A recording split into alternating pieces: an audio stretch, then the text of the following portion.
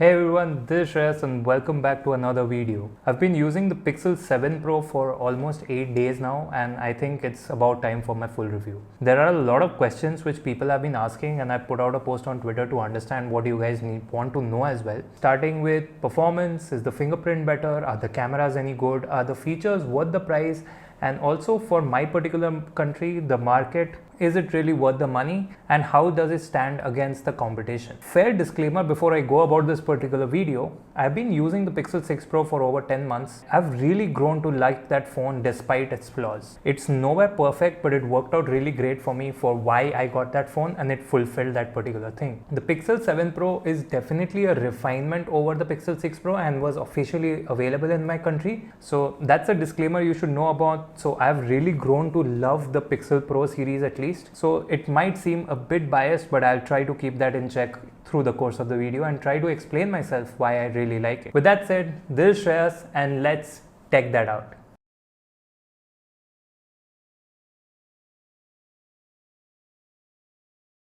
By the way, if you're wondering what are the real upgrades over the Pixel 6 Pro, there are obviously a lot of software upgrades as well because there are proprietary software features for the Pixel 7 series. Do check out this particular video because I've compared the rest completely in detail with the Pixel 7 Pro. So let's start off with the design and build quality. The looks of the phone is something that I really have grown to like. In the renders, I didn't really find it very attractive, but using it personally, I've liked it. With the choice of materials, that's something I feel could have been better. To start with, obviously the glossy back could have been a matte glass. I like the same color on the top and the bottom half of the phone, looks pretty uniform to me. The visor could have been matte metal. Could have been a single piece of glass also, I wouldn't mind that. The metal actually, given that it's aluminium, makes it very prone to scratches, but also gives you better durability in case you drop it on top of the metal visor. So that's kind of polarizing. I don't really know who are the pro users who want glossy glass and glossy metal frames on their phones, but Google seems to know a few. So the thing to take care of is that the visor is scratchable, so do protect it if you care about the aesthetics of the phone. Honestly, I prefer my phone to be, just like it is without a case or a screen guard.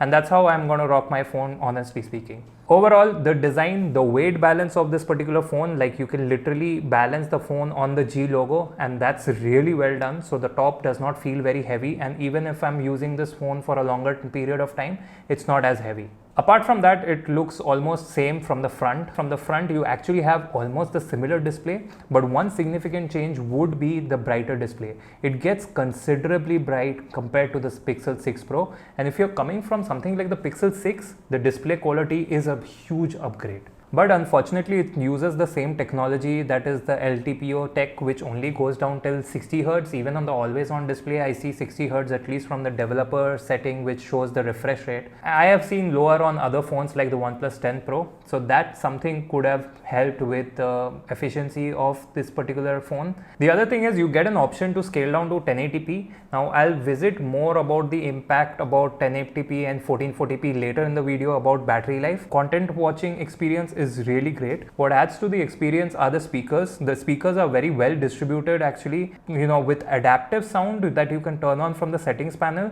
It really helps. The balancing is done well enough. It's not obviously 50-50, but it's almost 60-40 or a little bit better.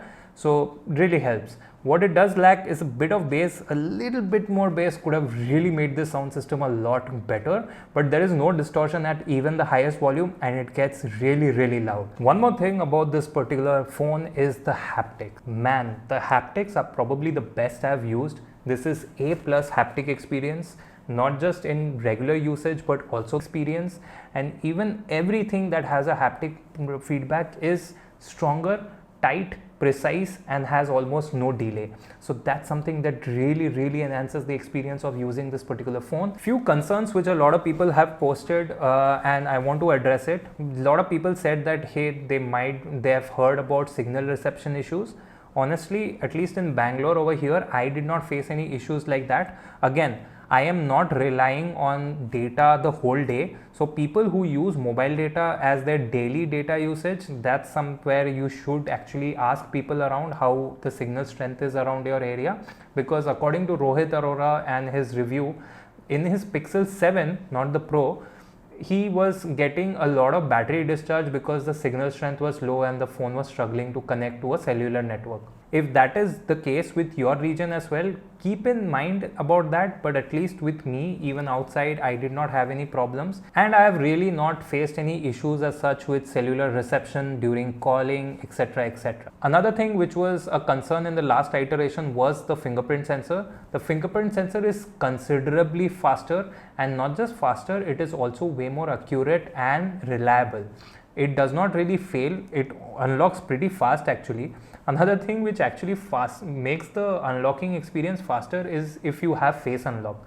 By the time I put my fingerprint sensor, if I have good lighting around, the phone is already unlocked. So it feels really fast that way. It won't unlock if you have the always on display, but if you remove the always on display and just put it in front of your face, it will unlock immediately. But again, the cons with the face unlock is that it won't work at night or in low lighting areas, so you need decent amount of lighting for it to recognize your face, because there's no 3D mapping on this like Face ID. It is less secure, and hence you can't really use it as an authentication for logging into banking and payment apps. That's something you still have to use the fingerprint sensor there, but for easily accessing your phone and getting into it, this really works. Also, you have an option to make sure your eyes are open when your face is it is using face unlock, so to enable it, it is helpful. One option you get for face unlock is that you can skip the lock screen, but remember, in that case your notifications are not really going to pop up in the lock screen because it will auto open it. So that's why you always have to swipe down your notifications shade even in the lock screen to see your notification. What you can do is have a swipe up or just holding down on the lock icon that comes up when your face is detected, like this. So when you hold that particular lock icon, it will open, and once it detects your face, if you have notifications as set as sensitive and they don't come up on the lock screen with the details, once it detects your face, the details will come up, which is similar to what happens on iOS with Face ID enabled phones. Next, let's talk about the performance, which could be a deciding factor for you going with this phone or some other competition. So here it goes. What I did in my testing is I did not really play a lot of games. I'm not a gamer, but what I did try to do is understand the performance and how the phone behaves under certain conditions. I did use benchmarking apps for that to get a certain amount of score to understand what is the peak performance and also to see how it behaves under load. As I did in my Pixel 6 Pro versus 7 Pro review, you can check it out over here for the detailed comparison. The CPU really throttles to keep the phone cool. Now, phone heating up was an issue which was there for the longest time ever, and even till now on the Pixel 6 Pro. That is fortunately very, very low on this particular phone, and I'm happy that the efficiency of overall of the phone has also increased. Again, more in the battery section. What happens is the peak performance is there, but it's not sustained. It throttles for the sake of efficiency and battery, and I feel that apart from gaming or something that requires the absolute peak performance, it works out really great because the app optimization of the software is really good, and I really did not feel that I'm using any underpowered chipset or the chipset is throttling, which is seen in the animation scaling or anything throughout the UI during my day-to-day use. For someone who does not care about games but wants a good experience overall while using the phone, this should not matter. What does matter is possibility of it heating up. So if you use the camera extensively under bright sunlight at highest brightness, and mostly what I've seen is using HDR, it does warm up the phone.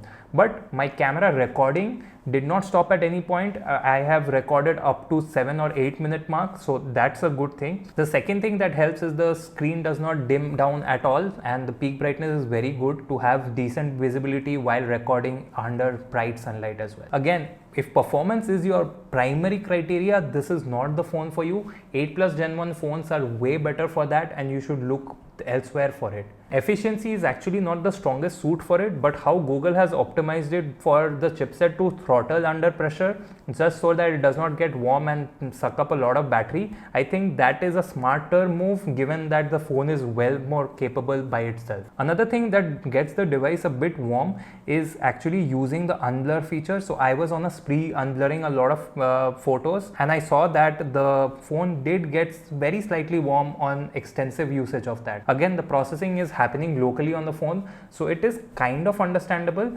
and seems like a very intensive task, because yeah, it does get warm up a bit. But overall, I'm really happy about the performance this time, and that actually contributes to the efficiency as well. So here's about the battery life. At 1440p, I did not have a lot of problems. I actually used it extensively on 1440p. I got an average of 6 hours. 6 hours with heavy usage outside, partially around a couple of hours on data, using the camera for almost half an hour or so. I ran a few benchmark apps as well from time to time, and it still held up for 6 hours with always on display all the time, apart from my bedtime mode.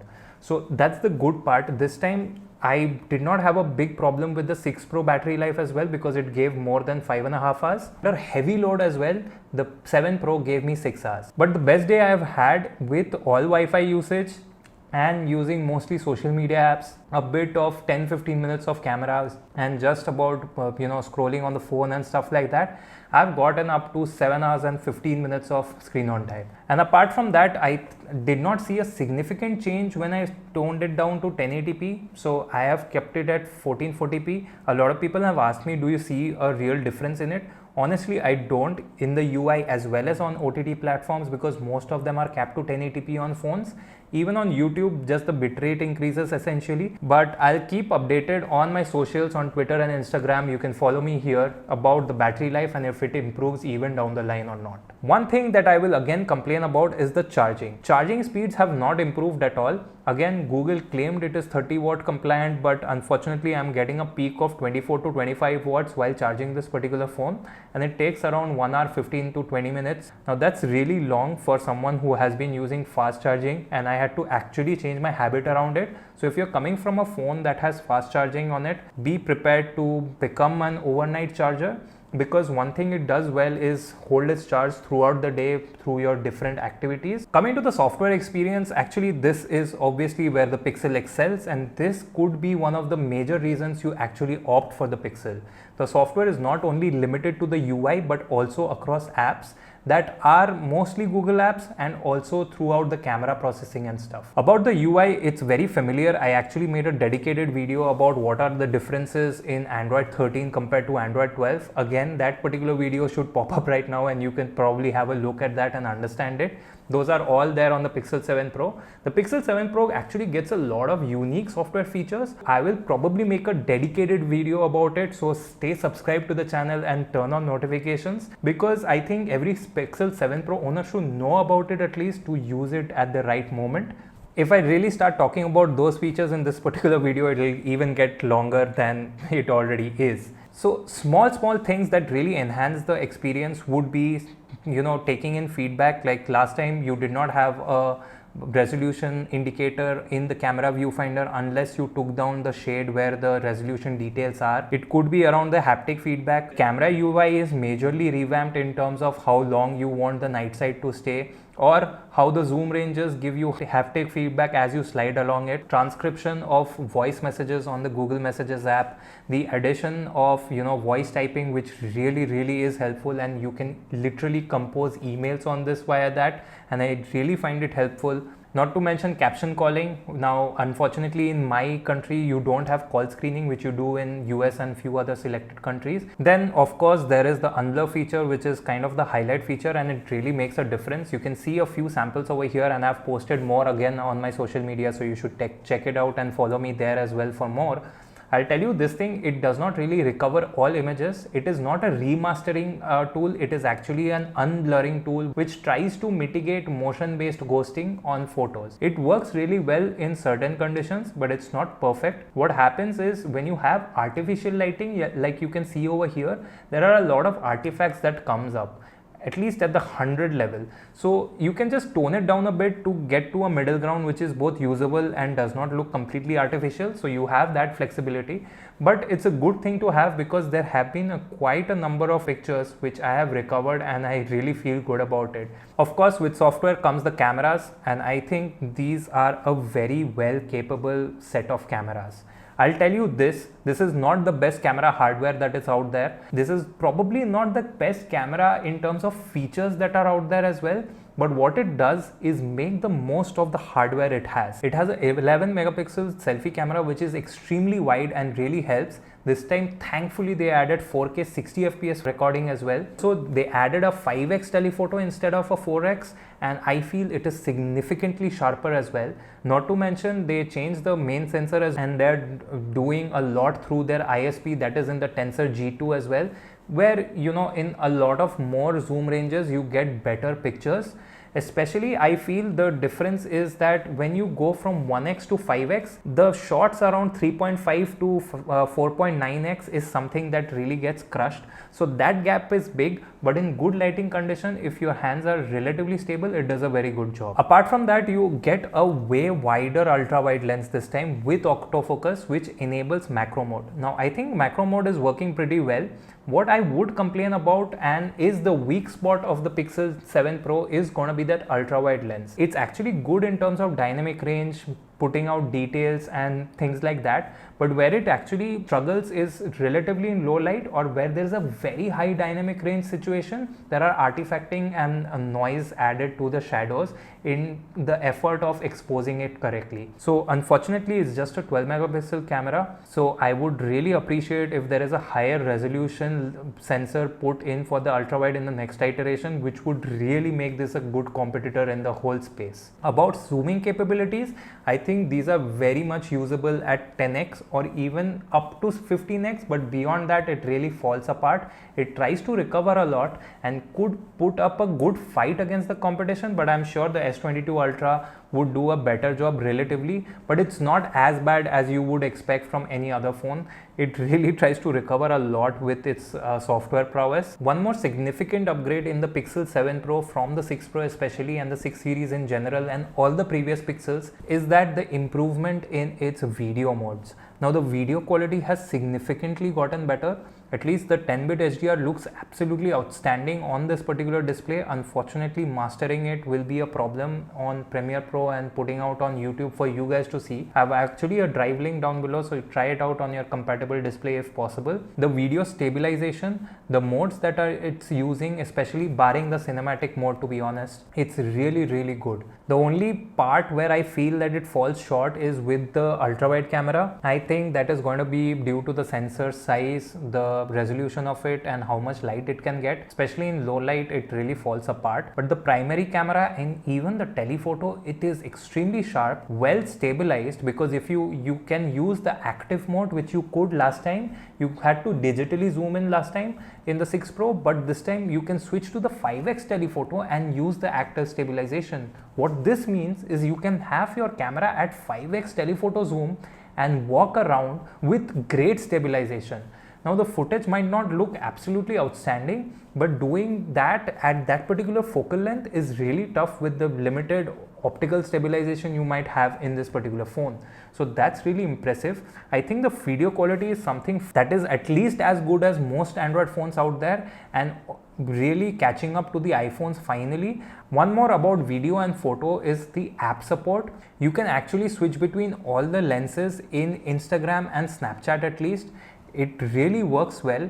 Eventually, it seems Snapchat will bring in 10-bit HDR recording support as well for the Pixel 7 Pro, but at least as of now, you can use all the lenses through their individual camera apps inside Instagram and Snapchat. But at least as of now, this is the most supported phone through all the social media apps. So that's something that adds value to the camera system and the social media performance of this particular Pixel 7 Pro, and actually could be a deciding factor for a lot of people. For example, Snapchat can even use night sight inside the native app, and that's something that is really good to see, but unfortunate that it's limited to only Pixels. Another thing that is a software feature kind of added to is the cinematic mode.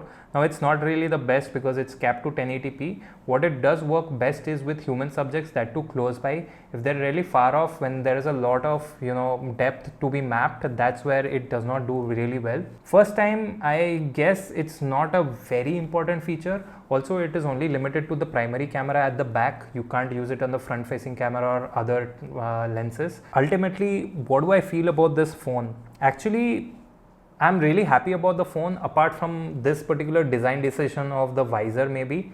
Yes, the performance can definitely be better. The way I want to conclude about this particular phone is that a lot of phones in the market have a lot of superior and better hardware in terms of a lot of areas as well. This does not even excel in any of those. What the Pixel 7 Pro actually does well is making the most of the hardware it has. It probably has hardware which you might find in a relatively cheaper device. What it makes up is that using the software prowess Google has and using this particular tensor chip and also their optimizations, they have really made a device which makes 100% or sometimes a little more usage of the hardware available for it to use. So that's my review about the Pixel 7 Pro. If you have further questions, mention down in the comments down below. If you like this particular video, I would really appreciate if you hit like. I appreciate you watching this long for this particular video, and if you made it this far into the video, you're really awesome. Thank you for watching, and I'll catch you in the next video.